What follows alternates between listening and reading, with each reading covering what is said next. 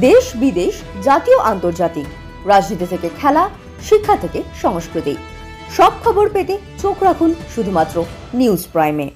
আমরা সত্যি লুকোই না, আমরা সত্যি দেখাই। Subscribe our channel for further updates.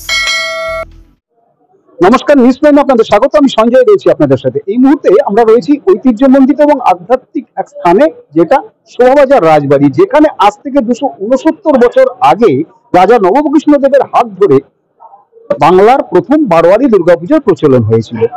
আজ আবার এই দুর্গাপুজোর প্রশিক্ষণ শিবির, অর্থাৎ দুর্গাপুজো যারা করেন সেই পুরোহিতদের সঠিক পূজা পদ্ধতি এবং আদর্শ আচরণবিধির প্রশিক্ষণ শিবির আয়োজক সর্বভারতীয় প্রাচ্যবিদ্যা একাডেমি। এই মুহূর্তে সঙ্গে যিনি রয়েছেন, যেমন বহু বিশিষ্ট মানুষ এখানে প্রশিক্ষণ নেবেন, তেমনি বহু বিশিষ্ট মানুষ এখানে উপস্থিত হয়েছেন। তার একটা কারণ আছে, কারণ এই শোভাবাজার রাজবাড়ির যিনি 40 বছরের সভাপণ্ডিত ছিলেন, সেই পঞ্চানন কুশারীর জন্ম শতবর্ষ পালনও হচ্ছে এখানে আজকের দিনে, এবং আজকেই উদ্বোধন এই প্রশিক্ষণ শিবিরে। এই মুহূর্তে আমার সঙ্গে রয়েছেন বিখ্যাত সঙ্গীত পরিচালক, গীতিকার তথা সুরকার উপালি চট্টোপাধ্যায়। কথা বলে নেবো তার সাথে। বলছি, প্রথমে তো নিউজ প্রাইমে আপনাকে স্বাগত। নমস্কার। নমস্কার। আজকে এই শোভাবাজার রাজবাড়ির এই ঐতিহ্যমণ্ডিত এবং আধ্যাত্মিক স্থান, যেখানে 269 বছর আগে বাংলার প্রথম বারোয়ারি দুর্গাপুজোর প্রচলন হয়েছিল এবং চিকাগো থেকে ফেরার পর স্বামী বিবেকানন্দকে প্রথম নাগরিক সম্বর্ধনা দেওয়া হয়েছিল, সেই ঐতিহাসিক স্থানে দাঁড়িয়ে কেমন ফিলিংস হচ্ছে, আর এই দুর্গাপূজার প্রশিক্ষণ শিবির পুরোহিতদের কেমন হয়ে? অনুভূতিটা একদিক থেকে ব্যক্তিগত, আবার একদিক থেকে সমষ্টিগত। ব্যক্তিগত এই অর্থে, কারণ এখানে আমার বন্ধুর বাড়ি, আমার বন্ধু এই দেব পরিবারেরই একজন সদস্য, তার বিয়েতে আমি এসেছি এইখানে।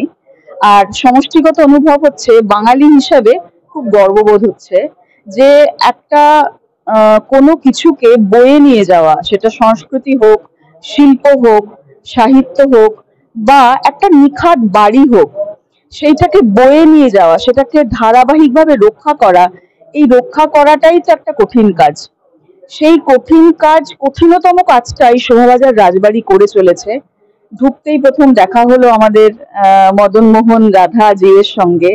এই যে মূর্তি, তার যে অপূর্ব কারুকার্য এবং তার যে চাকচিক্য আজও বজায় রয়েছে, এটা কিন্তু একটা দীর্ঘদিনের ইতিহাস। এবং এখানকার মায়ের যে ইতিহাস, তার সঙ্গে ভাবা যায় কত মানুষ জড়িয়ে, কত প্রবাদ প্রতিম মানুষ, যাদের জন্য আজকে আমরা মহিলা হিসাবে আমরা এগিয়ে আসতে পেরেছি।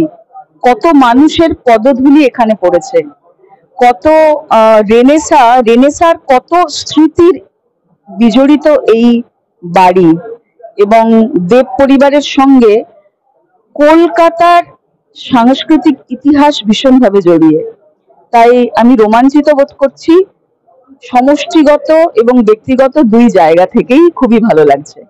আজকের ডিজিটালাইজেশনের যুগে, যেখানে কারোর কিছু, যে কোনো কিছু জানার ইচ্ছে বা প্রয়োজন হলে গুগল করে নেয়, যেখানে আজকে ঢাক কাসর পর্যন্ত যন্ত্রের সাহায্যে বাজানো হয়, সেই জায়গায় দাঁড়িয়ে সশরীরে এই যে প্রশিক্ষণ নেওয়ার প্রবণতা, প্রশিক্ষণ শিবিরের আয়োজন, এমন একটা জায়গায়, এমন এক ঐতিহ্যমণ্ডিত স্থানে কিভাবে দেখুন? দেখুন, যাদের শেখার ইচ্ছা না, তাদের শেখার ইচ্ছা থাকে, তারা কিন্তু যে কোনো জায়গা থেকেই শিক্ষা লাভ করে। ধরুন আমি বলছি, আপনি গুগল যেহেতু বললেন, সেহেতু গুগল থেকেও কিন্তু শর্ট টার্ম শিক্ষা লাভের জায়গাও যেরকম আছে, লং টার্ম শিক্ষা লাভের জায়গাও আছে।